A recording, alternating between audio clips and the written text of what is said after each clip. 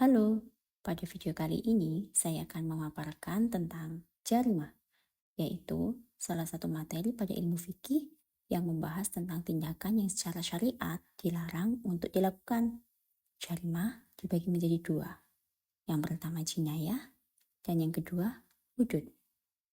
Mari kita bahas lebih lanjut tentang jarimah.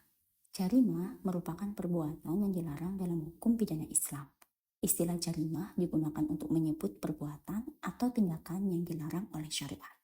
Baik perbuatan tersebut mengenai jiwa seseorang, bagian tubuh seseorang, harta, kehormatan, dan yang lainnya. Jarimah juga menjelaskan tentang persoalan-persoalan tentang kejahatan, sekaligus sanksi hukum yang dikenakan terhadap pelaku, serta hak-hak yang akan didapatkan oleh korban maupun wali korban.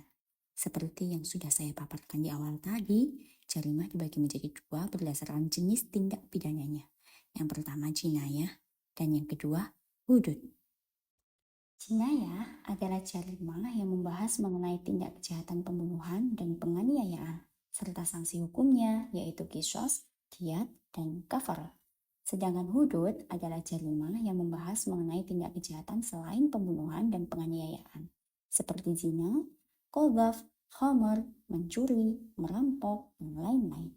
Pada video kali ini, saya akan berfokus untuk membahas jinayah saja, yaitu pembunuhan dan penganiayaan. Sedangkan sanksi hukum jinayah seperti qisas, diyat, dan kafarat akan saya bahas di video lainnya ya. Begitu pula pembahasan terkait hudud. Oke, kita lanjut ya teman-teman pada pembahasan terkait jinayah bagian pembunuhan. Secara bahasa, pembunuhan berarti menghilangkan nyawa seseorang. Sedangkan menurut istilah, pembunuhan merupakan perbuatan manusia yang mengakibatkan hilangnya nyawa seseorang baik dengan sengaja maupun tidak sengaja. Baik pembunuhan itu dilakukan dengan alat yang mematikan ataupun dengan alat yang tidak mematikan. Dasar hukum dari pembunuhan ada di Quran Surat Al-Isra ayat 33. Langsung ke artinya saja ya teman-teman. Dan janganlah kamu membunuh orang yang diharamkan Allah untuk membunuhnya, kecuali dengan suatu alasan yang benar. Dan barang siapa dibunuh secara zalim, maka sungguh kami telah memberi kekuasaan pada walinya. Tetapi janganlah walinya itu melampaui batas dalam pembunuhan. Sesungguhnya dia adalah orang yang mendapat pertolongan. Itu adalah pengertian dari pembunuhan. Mari kita lanjut ke macam-macam pembunuhan. Pembunuhan dibagi menjadi tiga. Apa saja itu? Yuk tetap fokus. Pembunuhan yang pertama disebut al-qatlu al-amdi, pembunuhan disengaja atau direncanakan. Yaitu pembunuhan yang diiringi niat untuk membunuh dari pelaku atau tersangka. Bisa dengan cara mencekik, menembak, membakar, dan lain-lain. Jenis pembunuhan kedua disebut al-qatlu syibhu al-amdi, yaitu pembunuhan yang seperti disengaja, di mana pelaku atau tersangka melakukan tindakan tanpa ada niat membunuh yang ternyata secara tidak sengaja tindakannya itu menyebabkan korban kehilangan nyawa. Contohnya banyak di sekitar kita ya. Misal, bercanda dengan teman dengan cara menarik kursi yang akan diduduki temannya. Akhirnya temannya tersebut jatuh dengan pantat yang terlebih dahulu menyentuh lantai atau tanah.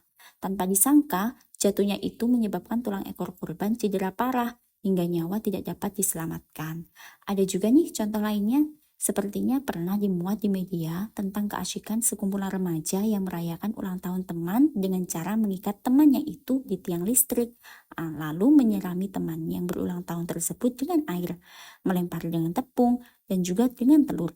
Namun naas, di tiang listrik tersebut ada kabel yang bocor sehingga korban yang berulang tahun tersengat listrik hingga tewas. Itu adalah contoh tindakan pembunuhan yang seperti disengaja. Yang terakhir, pembunuhan ketiga yang disebut al-qatlu al-khata', yaitu pembunuhan tidak sengaja atau salah sasaran.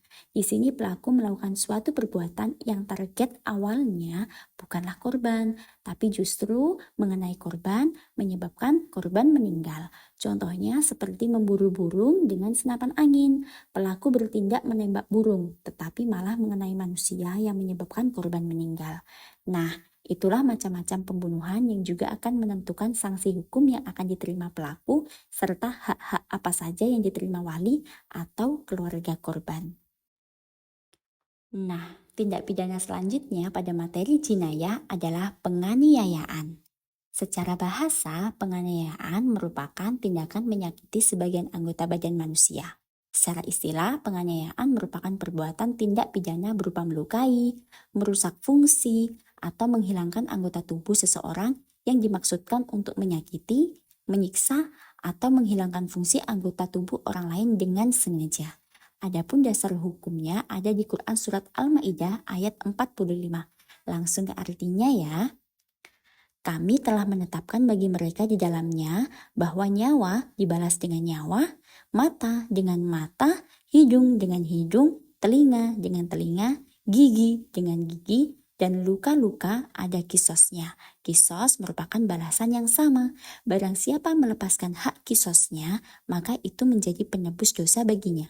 Barang siapa tidak memutuskan perkara menurut apa yang diturunkan Allah, maka mereka itulah orang-orang yang zalim. Quran Surat Al-Ma'idah ayat 45.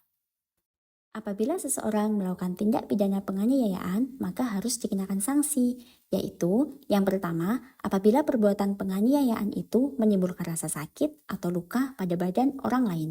Yang kedua, apabila perbuatan tersebut tidak dimaksud patut atau dengan kata lain melewati batas yang diizinkan.